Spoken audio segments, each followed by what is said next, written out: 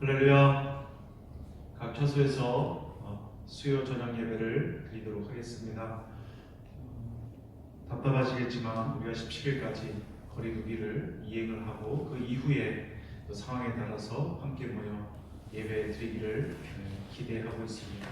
위에서 함께 중보기도 하시고 삶의 자리에서 경건하게 하나님께 예배할 수 있기를 바라겠습니다. 우리 다 같이 조용한 기도 드리심으로 수요일 저녁 예배를 시작하도록 하겠습니다.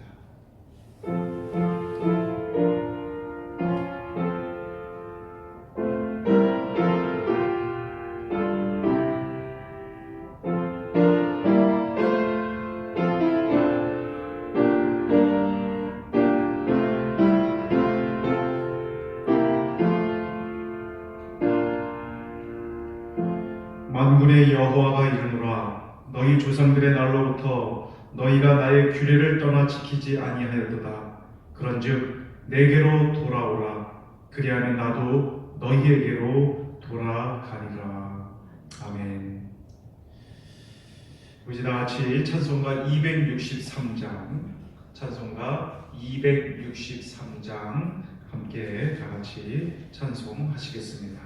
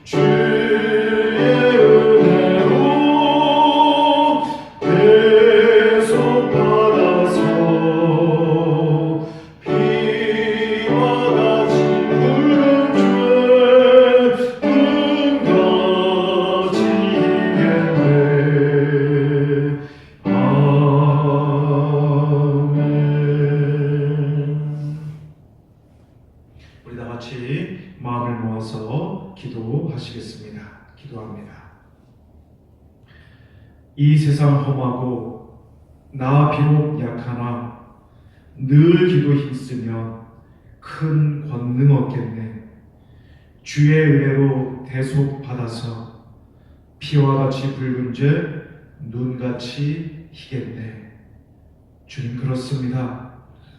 이 세상이 너무나 험하고 거짓이 판을 치며 진리가 무너지고 신앙이 무너져 내리는 이때에, 그리고 그 앞에 선 내가 너무나 연약하고 비록 힘이 없이 그렇게 있지만 우리가 늘 기도 힘쓰고 하나님을 생각하고 하나님의 말씀에 귀 기울여 그 뜻대로 행하면 이 모든 상황이 변화되리라 믿습니다. 하나님, 이 힘들고 어두운 이 때에 우리의 삶 가운데 역사하여 주시사 우리를 돌보시고 우리에게 큰 힘과 능력을 허락하여 주시옵소서. 그리고 또한 복잡하고 이런저런 이제 수상한 일들이, 수상한 소문들이 많은 이때에 우리는 거기에 현혹되지 말고 오직 주님의 말씀을 듣기에 귀를 열게 하시고 무릎은 주님 앞에 꿇게 하여 주시사 주님, 이때에 하나님의 말씀을 듣고 그 말씀에 순종하는 자로 서게 하여 주시사 진리가 이기고 진리가 우리를 구원함을 보여주는 우리 이제 귀한 주님의 신앙인들이 될 수 있도록 인도하여 주시옵소서. 이 시간 우리가 함께 모여 예배하지 못하지만 각 삶의 처소에서 우리가 함께 예배합니다. 주님, 이 예배를 기뻐 받아 주시옵시고 삶의 현장에서 이제 여러 가지 이제 눈물이 있을 일도 많이 있고 화날 일도 많이 있고 실망할 일도 많이 있을 터인데 주여 이 예배를 통해 하나님 만나게 하시고 하나님의 음성을 듣게 하여 주시사 새 힘과 능력을 허락하여 주시옵소서. 그리하여 그 삶의 자리에서 일어나 날마다 기쁨으로 살아가게 하시고 하나님께 감사함으로 살아가는 우리가 될 수 있도록 인도하여 주시옵소서. 오늘도 말씀을 들려주실 때에 하나님의 말씀으로 듣게 하시고 그 말씀을 잘 이해하고 깨달아 그 말씀에 순종하는 자로 서게 하여 주시옵소서. 함께 하실 주님을 찬양하오며 우리를 구원하신 예수 그리스도 이름으로 기도를 쌓옵나이다. 아멘.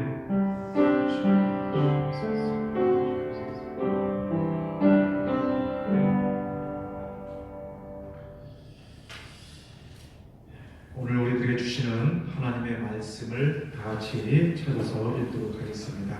신약성경 로마서 6장의 말씀입니다. 로마서 6장 5절.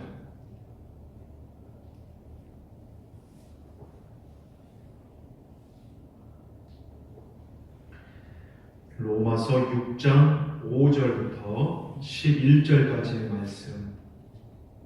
로마서 6장 5절부터 11절까지의 말씀을 제가 한 절, 여러분이 한 절씩 함께 교독하겠습니다.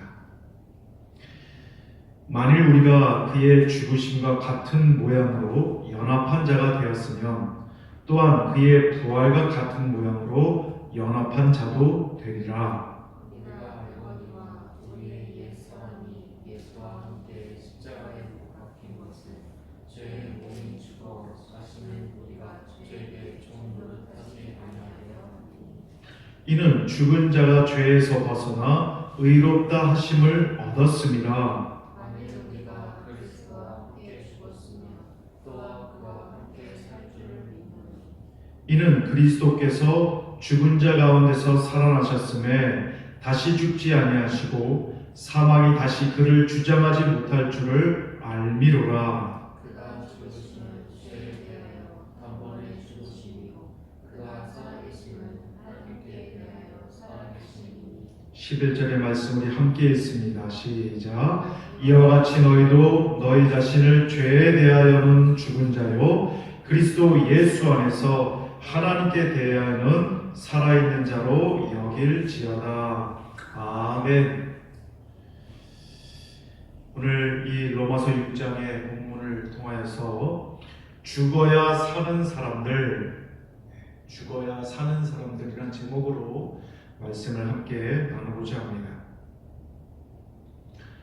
한 10여 년쯤 됐죠. 지난 2011년도에 축산 농가뿐만 아니라 우리 국민들 모두를 가슴 아프게 했던 사건이 있었습니다. 바로 구제역의 위험이 온 나라를 시끌벅적하게 했었던 경험이 있습니다.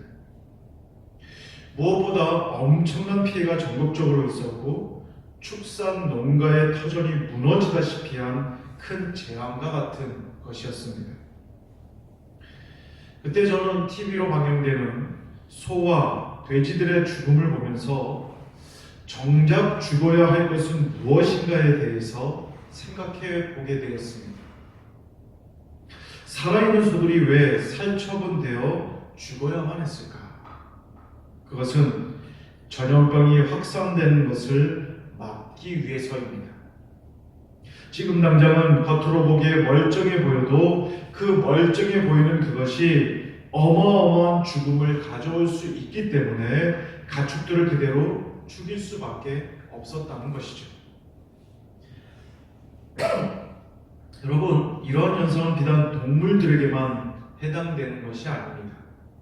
우리 인생에도 죽어야 하고 막아야 할 것이 있습니다.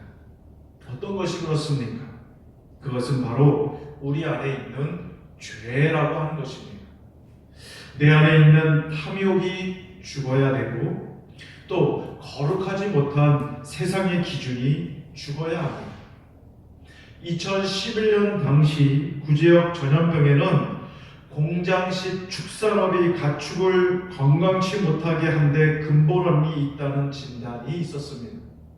결국 빠른 시간 안에 많은 것을 가지려는 그 인간의 욕심이 스스로에게 저주를 가져왔다는 것입니다. 지금 우리가 겪고 있는 코로나도 마찬가지 아닙니까? 동물에게 있어야 될 바이러스가 동물들을 해치고 동물들이 살아갈 서식지를 해치니 그것들이 인간에게로 옮겨져 온 것입니다. 근데 여러분, 여기서 우리가 더 심각하게 고민해야 하는 것은 그러고도 회개할 줄 모르는 무지와 교만이 우리 안에 여전히 존재하고 있다는 것입니다. 고집센 아이가 매를 벌듯이 회개할 줄 모르는 교만과 무지가 우리 삶을 점점 더 죄로 가득하게 하고 피폐하게 만드는 것입니다. 그리고 우리 안에는 죽어야 할 것이 있는데 그것은 바로 옛 사람의 모습입니다. 여러분, 우리가 집을 리모델링하거나 또 헌 건물을 허물 때에 포크레인까지 동원하여 며칠고 그 건물을 허물게 되면 엄청난 폐기물들이 나오게 됩니다. 그런데 그 중에는 허물기 전에는 미처 알지 못했던 지저분하기 짝이 없는 쓰레기들이 얼마나 많이 나오는지 모릅니다. 그것들을 보고서 깜짝 놀라기도 하고 남이 볼까 두려운 것들도 있는 것을 보게 됩니다. 그런데 그렇다고 해서 헌 집을 허물지 못하면 새 집을 치울 수가 없는 것입니다. 너무나 당연한 얘기지만 헌 집을 허물어야 새 집을 지을 수가 있는 것입니다. 여러분, 내 안에 옛사람이 죽어야 하는 것은 단순히 죽이는 데에서 끝나는 것이 아니라 그 죽음은 새롭게 살리기 위해 행하는 죽음이라는 사실을 우리는 알아야 합니다. 사람도 마찬가지입니다. 죄를 면하고 죄에 매인 옛사람이 죽어야 새 사람, 의의 삶이 살아나기 때문에 죄는 결박해야 하고 옛사람은 죽어야 하는 것입니다. 이 죄를 죽이지 못하면 결국 사람이 죽게 된다는 사실을 우리는 깨달아야 합니다. 여러분 중에는 세례를 이미 받으셨거나 아니면 세례를 받지 못했어도 세례 예식을 보신 분들이 아마 대부분일 것입니다. 세례는 죄 없으신 예수님도 요한에게 세례를 받으셨습니다. 주님이 교회의 질서를 따라 세례를 받으신 것은 복음 사역의 위대한 첫 발이 되었던 것을 보게 되죠. 그래서 우리 역시 이 일을 귀하게 여기고 일생일대 한 번뿐인 이 예식을 기쁨으로 맞이하는 것입니다. 그런데 세례의 가장 큰 의미가 무엇입니까? 여러분, 예수님은 세례를 어떻게 받으셨죠? 요단강에서 세례 요한에게 세례를 받을 때에 강 물속에 들어갔다가 나오셨습니다. 머리끝까지 잠기는 것이 세례입니다. 우리가 지금 그렇게 하지는 못하고 이제 그 예식을 쫓아서 이제 목사님이 손에다가 물을 대고 머리 위에 손을 대는데 그것이 이제 바로 그런 의미인 것이죠. 왜 물속에 이 머리끝까지 들어가게 담그는가? 그것은 이유가 있습니다. 그것은 바로 물속에 들어간 모든 생물들은 우리 인간들은 죽을 수밖에 없는데 바로 내가 물속에 들어가서 옛 자아, 죄 지은 나의 모습 그것들이 죽는다는 의미가 세례에 담겨져 있는 것입니다. 그리고 물속에서 나오면서 새 사람으로 이제 나는 죄인이 아니라 의인이라고 칭함받는 그 의미가 바로 세례에 담겨져 있는 것이죠. 그리스도인의 초심은 세례 받을 때의 마음이 우리 그리스도인들의 초심입니다. 세례 받을 때의 마음, 세례 받을 때의 자세로 언제나 나를 돌이켜야 합니다. 물로 씻은 자리, 거듭난 자리, 이것이 모든 그리스도인의 초심인 것입니다. 여러분은 어떻게 살아가고 있습니까? 그 초심을 잊어버리고 잃어버리고 살아가고 있지는 않습니까? 바울은 고달픈 선교 사역을 날마다 행하였습니다. 날마다 전쟁과 같은 삶을 살았습니다. 그래도 그는 힘든 하루하루를 살아가면서 언제나 하나님과 사람 앞에서 이렇게 고백했던 것을 보게 됩니다. 나는 날마다 죽노라. 저는 세례를 받으려고 신청을 하는 사람들과 몇 번에 걸쳐 공부를 할 때마다 세례는 바로 죽는 것이라는 것을 강조해서 가르칩니다. 세례는 죽는 것이다. 나의 옛 자아, 죄만 지었던 나의 그 옛 자아가 죽는 것이 세례다라고 말씀을 전합니다. 그렇습니다, 여러분. 세례는 죽음으로써 다시 사는 진리를 배우는 의식이 바로 세례인 것입니다. 그리스도인은 죽음으로 시작하여 생명으로 이어지고 다른 새로운 생명을 잉태함으로 행복한 사람들입니다. 그래서 그리스도인은 죽어야 사는 사람들인 것입니다. 오늘 말씀의 본문은 사도 바울이 그리스도와 함께 죽어야 그리스도와 함께 사는 진리를 가르치고 있습니다. 오늘 본문의 말씀 6절로 7절 말씀을 제가 읽어드리면 우리의 옛사람이 예수와 함께 십자가에 못 박힌 것은 죄의 몸이 죽어 다시는 우리가 죄에게 종로를 타지 아니하려 함이니 이는 죽은 자가 죄에서 벗어나 의롭다 하심을 얻었습니다. 여러분, 우리가 죄에게 종로를 타지 않으려면 죽어야 합니다. 또한 8절 말씀을 보면 만일 우리가 그리스도와 함께 죽었으면 또한 그와 함께 살 줄을 믿노니 우리가 죽게 되면 주님과 함께 사는 줄로 믿으시기 바랍니다. 이렇게 사도 바울은 로마의 교인들을 향하여 죽어야 사는 진리에 대해서 선포하고 있습니다. 그럼 어떻게 해야 다시 살아나는 인생, 다시 저 저주의 인생이 아니라 축복의 인생으로 거듭날 수 있는가? 어떻게 하면 그렇게 살아날 수 있을까?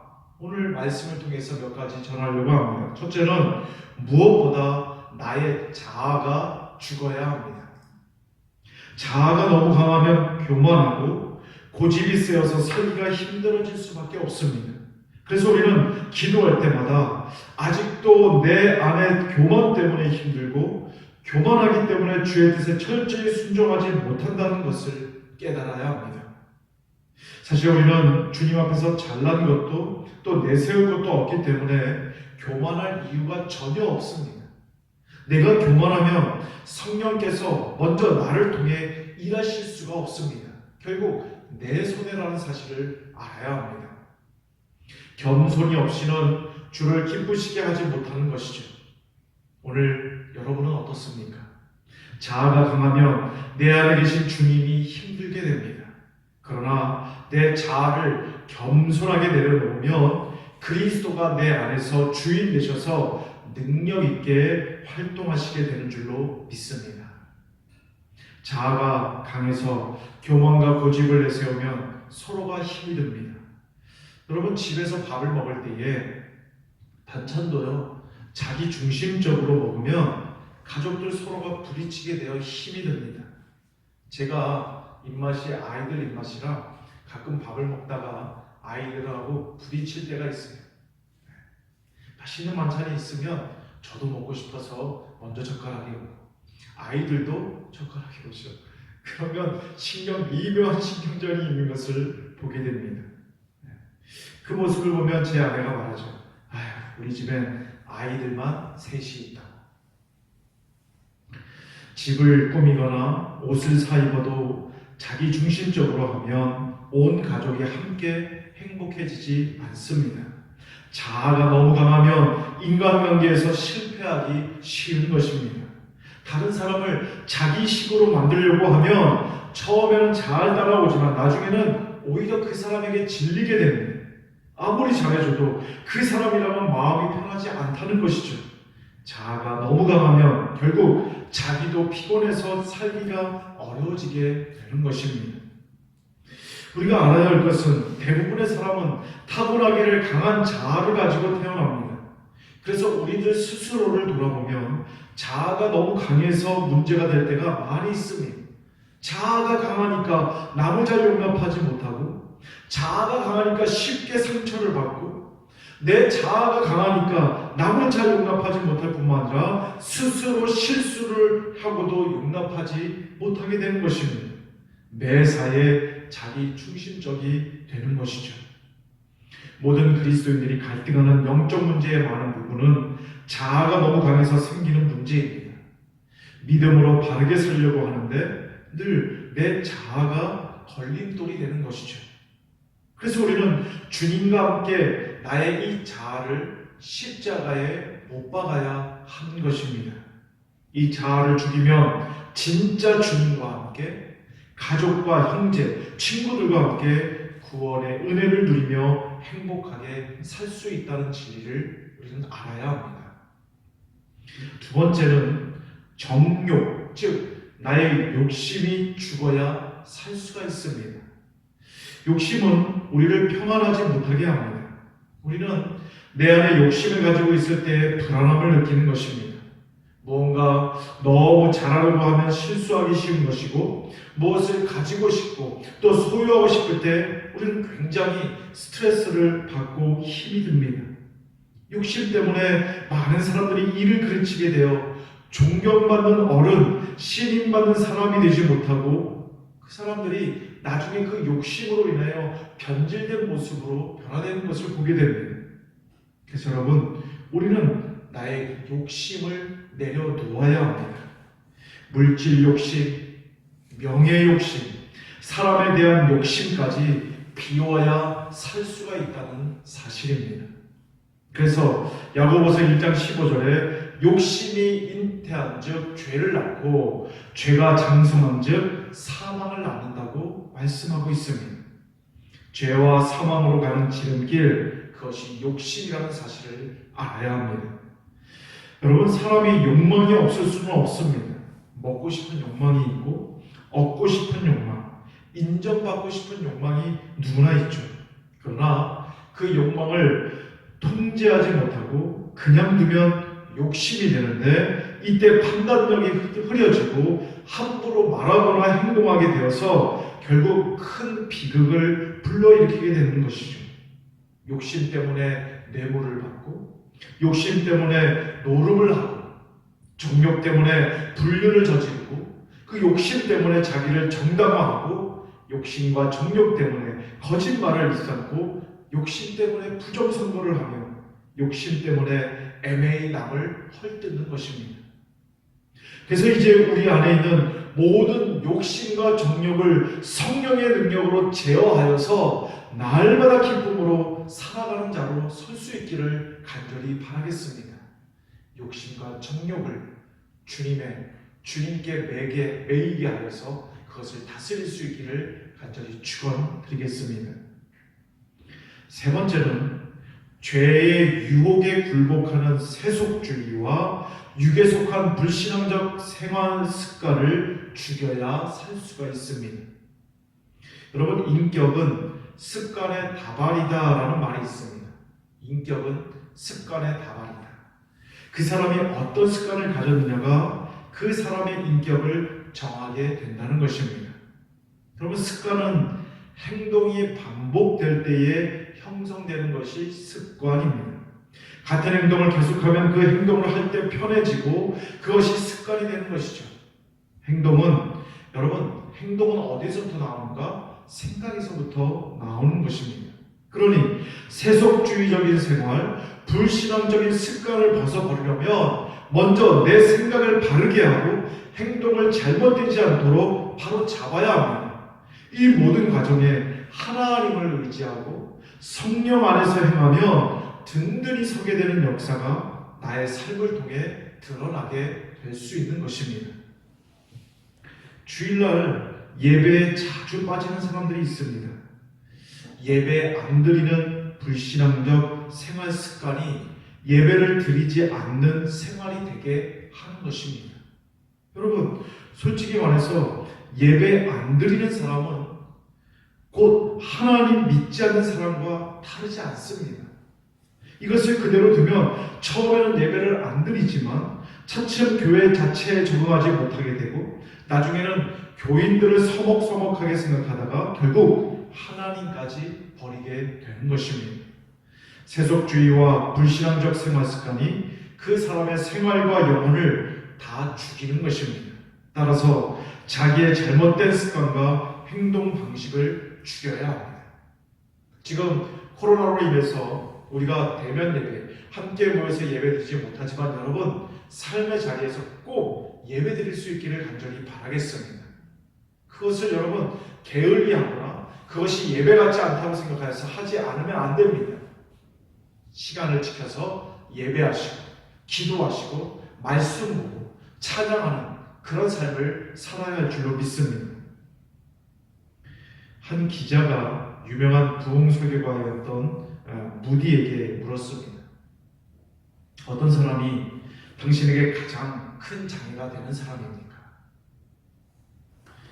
무디는 이렇게 얘기합니다. 바로 무디라는 작자 때문에 가장 큰 골치를 앓고 있는 중이요. 또한 잭 피아도 내 인생을 돌아보니 많은 장애물을 만났었는데 그중 가장 큰 장애물이 바로 나였다 라고 말했던 것을 보게 됩니다. 여러분, 내 인생의 가장 큰 장애물은 과연 무엇일까요? 경제적인 가난? 사회 환경? 질병? 아니면 나를 향한 잘못된 소문? 내 꿈과 내 시간, 내 목표와 내 사랑, 이 모든 소중한 것들을 좌절시킨 장애물은 누구냐? 세상에서 가장 치열한 전투는 바로 자기 자신과의 싸움이라는 것을 우리는 항상 염두에 두고 그것이 나의 큰 장애물임을 우리는 알아야 합니다. 그리고 고백해야 합니다. 주님, 나라고 하는 장애물을 뛰어넘게 하소서. 주님 바라보고 나아가게 하셔서 나라는 장애물로 여기지 않는 믿음을 내게 허락해 주옵소서. 우리 내면에 거하는 무적의 요새가 바로 나 자신입니다. 그래서 우리는 내 안에 있는 불신앙적이고 자기중심적이며 고집센 자아가 죽어야 합니다. 나의 판단력을 흐리게 하고 잘못된 행동인 줄 알고도 버리지 못하게 하는 것은 바로 내 안에 있는 욕심 때문입니다. 정과 욕심을 이겨야 합니다. 무엇보다 세속주의와 불신앙적 행동과 습관을 버려야 합니다. 이 싸움은 여러분도 해보셔서 잘 아시겠지만 나의 의지만으로는 해결하기 힘든 싸움입니다. 그래서 바로 우리 안에 성령께서 주관하심으로써 그런 자기와의 싸움에서 승리하게 하실 수 있도록 내 안에 성령님을 날마다 모셔드려야 하는 것입니다. 그러므로 자기를 내려놓고 말씀을 따라 성령께 자신을 의지하고 순종하는 자로 설 수 있기를 간절히 원합니다. 여러분, 이러한 모든 중요한 생활의 결단은 바로 믿음으로부터 시작되는 것입니다. 오늘 본문의 말씀 10절 말씀을 보니까 그가 죽으심은 죄에 대하여 단번에 죽으심이요 그가 살아계심은 하나님께 대하여 살아계심이니 이와 같이 너희도 너희 자신을 죄에 대하여는 죽은 자요 그리스도 예수 안에서 하나님께 대하여는 살아있는 자로 여길지어다.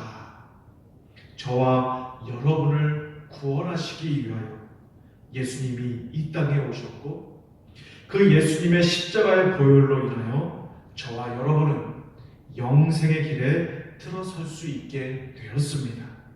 이 단순한 진리, 이 복음을 믿고 의지하여 살아가는 데서부터 우리의 구원은 시작이 되는 것입니다. 지금 우리가 살아가는 세상을 보면 이것이 옳고 저것은 그르다. 또 한편에서는 아니다. 바로 이것이 옳은 것이다. 너가 그런 것이다. 라며 서로가 서로에게 손가락질하며 자신을 다 내세우고 있습니다. 그러나 우리 주님은 죄가 없으심에도 불구하고 묵묵히 십자가를 지셨고 그 위에서 순종하여 죽으셨습니다. 그러나 그 죽음은 부활을 통해 예수가 진리이며 예수가 우리의 구원자이심을 드러내셨습니다. 어지러운 세상에서 여러분 어지럽게 살지 마시고 진리의 말씀인 이 성경을 붙잡고 그 말씀에 순종함으로 구원의 진리를 발견할 수 있기를 간절히 원합니다. 이제는 여러분 자신을 죄에 대하여는 죽은 자로 살아가고 그리스도 예수 안에서 하나님께 대하여는 살아있는 자로 여기시는 믿음으로 살아갈 수 있기를 간절히 축원합니다. 결국 그 믿음이 우리를 구원하게 될 줄을 주님의 이름으로 간절히 축원드리겠습니다. 기도합니다. 사랑과 은혜가 많으신 주님, 그렇습니다. 세상은 점점 더 복잡해지고 점점 더 꼬여가면서 무엇이 진리이고 무엇이 복음인지를 모르게 헷갈리게 우리를 만들지만 성경은 단순하게 우리에게 전하고 있습니다. 예수가 진리요 예수가 구원자시다. 천국을 바라보고 소망하는 자가 그에게 참 진리가 있을 것이고 그에게 영생이 있을 것이다. 이 심플한 진리를 오늘 다시 한번 우리가 회복하고 믿는 자로 서게 하여 주시옵소서. 하나님, 어지러운 세상, 이제 그 어지러운 세상 가운데 살아가는 사람들처럼 어지럽게 살지 않기를 원합니다. 오직 주님의 말씀만이 나의 참 진리가 되게 하시고 따르는 기본이 될 수 있도록 우리의 삶을 인도하여 주시옵소서. 오늘도 말씀을 통해 당신의 마음을 드러내고 또 우리에게 전해주시니 감사드립니다. 이 말씀을 가슴속에 품고 살아가는 자로 서게 하여 주시옵소서. 함께 하시는 주님을 찬양하며 우리를 구원하신 예수 그리스도 이름으로 기도를 쌓옵나이다. 아멘.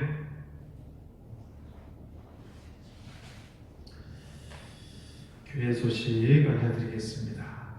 지금은 주현절 절기를 살아가고 있습니다. 예수님이 세례를 받으시고 세상의 공생애를 시작하신 것을 기념하는 절기가 주현절입니다. 세상에 오신 예수님을 기쁨으로 맞이하고 주님이 실망하지 않는 삶을 하루하루 살아낼 수 있기를 간절히 바라겠습니다. 코로나 거리두기 지금 단계가 17일까지 시행될 예정이죠. 그래서 교회에서 비대면으로 예배를 드리고 있는데 각 처소에서 예배 드리는 것, 또 말씀 보고 기도하는 것 잊지 말고 날마다 행할 수 있기를 바라겠고요. 이후에 17일 이후에 현장 예배는 정부 지침에 의해서 시행하도록 하겠습니다. 그때 가서 우리가 함께 또 얼굴을 맞대면서 예배 드리기를 소원합니다. 우리 이제 다 같이 찬송가 290장, 찬송가 290장입니다. 찬송 부르시고 주기도문으로서 예배를 마치도록 하겠습니다.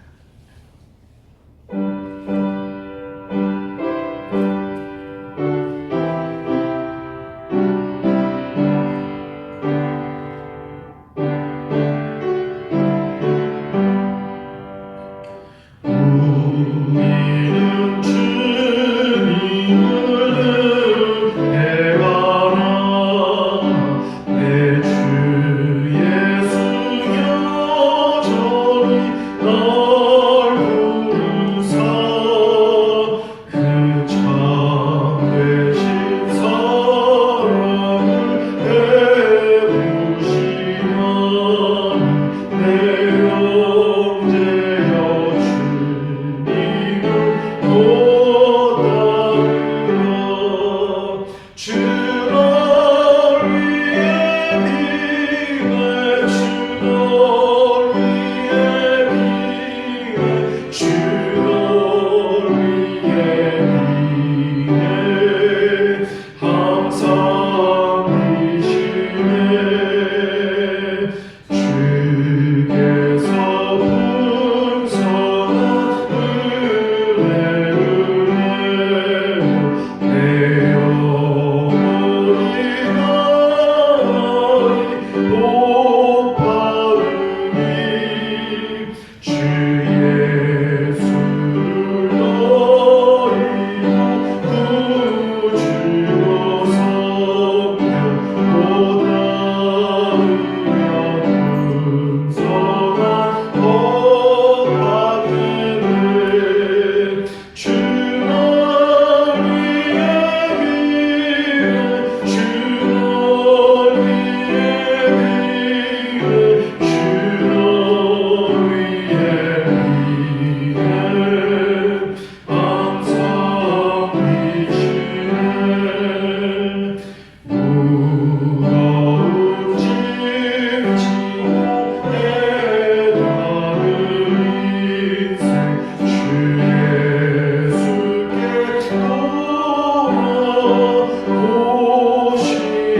돌아오시어라. 내 주 예수 너희를 돌보실래. 자고나가리가 넘치겠네. 주를 위해 비네 주를 위해 비네 주를 위해 비네 항상 비시네. 아멘. 다 같이 주기도문으로 예배를 마치도록 하겠습니다. 하늘에 계신 우리 아버지여, 이름이 거룩히 여김을 받으시오며 나라의 임하옵시며 뜻이 하늘에서 이룬 것 같이 땅에서도 이루어지이다.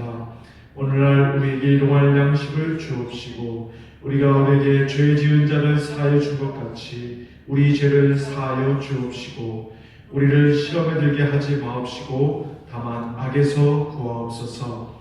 대개 나라와 권세와 영광이 아버지께 영원히 싸움나이다.